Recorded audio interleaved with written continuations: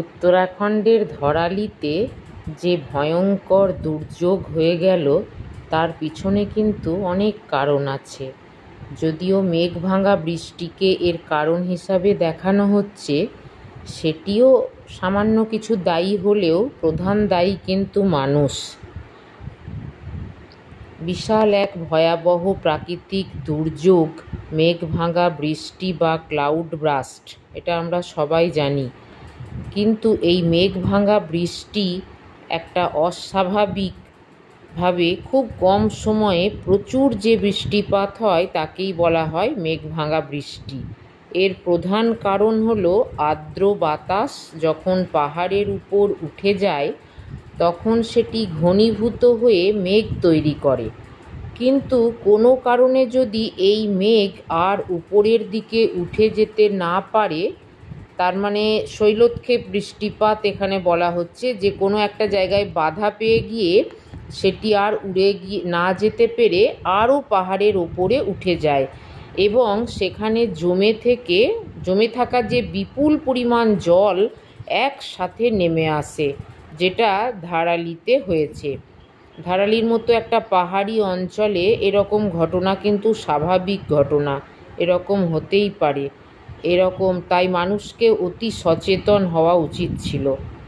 এই মেঘভাঙা বৃষ্টির জন্য কিছু প্রাকৃতিক কারণ তো আছেই, কিন্তু আরও কিছু ভৌগোলিক কারণও, যেমন পাহাড়ের ভৌগোলিক অবস্থান, বায়ুমণ্ডলের চাপ ও তাপমাত্রা ইত্যাদি।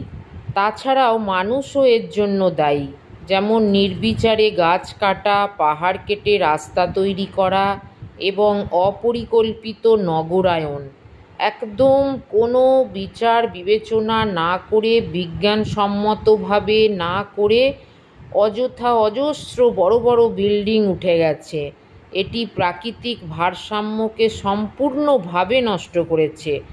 গাছপালার মাটি ক্ষয় রোধ করে, জলের প্রবাহকে নিয়ন্ত্রণ করে, কিন্তু সেই গাছ যখন কেটে ফেলা হচ্ছে তখন পাহাড়ের মাটি আলগা হয়ে যাচ্ছে। এর ফলে মেঘভাঙা বৃষ্টি অতিরিক্ত জলপ্রবাহের সঙ্গে মাটি এবং ভয়াবহ ভূমিধস সৃষ্টি করেছে। এটাই একমাত্র ওখানকার ধরালিতে যে দুর্যোগ হয়েছে তার কিন্তু একটা ভয়ঙ্কর কারণ। আমাদের পরিবেশের প্রতি কিন্তু অবশ্যই নজর দেওয়া উচিত, তা না হলে এরকম ঘটনা প্রতি বছরই ঘটে যাবে।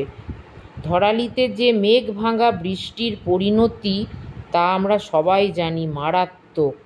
কি ভয়াবহ ঘটনা হয়ে গেছে, বহু মানুষের প্রাণ চলে গেছে, বিপুল পরিমাণ জলের তোড়ে ঘর বাড়ি, রাস্তাঘাট, কৃষিজমি ভেসে গেছে। অন্যদিকে ভূমিধসের কারণে অসংখ্য গ্রামের যোগাযোগ বিচ্ছিন্ন হয়ে গেছে, আমরা দেখেছি। বহু মানুষ তাদের সর্বস্ব হারিয়েছে, বহু প্রাণ এখনও মাটির নিচে আছে। জানি না আমরা যে তারা আদৌ ফিরবে কিনা। এই আকস্মিক দুর্যোগের কারণে স্থানীয়দের জীবনযাত্রা এখন বিপর্যস্ত। যারা বেঁচে আছে তারাও অনিশ্চয়তার মধ্যে দিন কাটাচ্ছে। ঘরবাড়ি হারিয়ে তারা এখন খোলা আকাশের নিচে থাকতে বাধ্য হয়েছে। তাই এই ধরনের বিপর্যয় যাতে আর না ঘটে এবং বিপর্যয় মোকাবিলা করার জন্য আমাদেরকে কিন্তু সচেতন হতে হবে। পরিবেশ রক্ষার জন্য নির্বিচারে গাছ কাটা বন্ধ করতে হবে। পাহাড়ি অঞ্চলে অযথা যাচ্ছেতাইভাবে বাড়ি এবং রাস্তা তৈরি করাটা বিজ্ঞানসম্মত হতে হবে।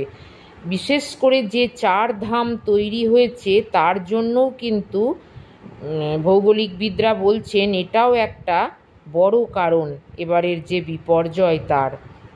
প্রচুর NH যে রাস্তা তৈরি হয়েছে, হাইওয়ে তৈরি হয়েছে, এর ফলে প্রচুর পাহাড়ের অংশ কাটা হয়েছে, প্রচুর গাছপালা বলি হয়েছে। এবার স্থানীয় প্রশাসনকে এর জন্য এর মধ্যে যথারীতি ওনারা নেমেও গেছেন, উদ্ধার কার্যের জন্য দ্রুত সুসংগঠিত পদক্ষেপ নিয়েছে। কিন্তু শুধু এটা করলে হবে না, ভবিষ্যতে যেন আর না হয় তার জন্য কিন্তু আমাদের সাবধানতা অবলম্বন করতেই হবে।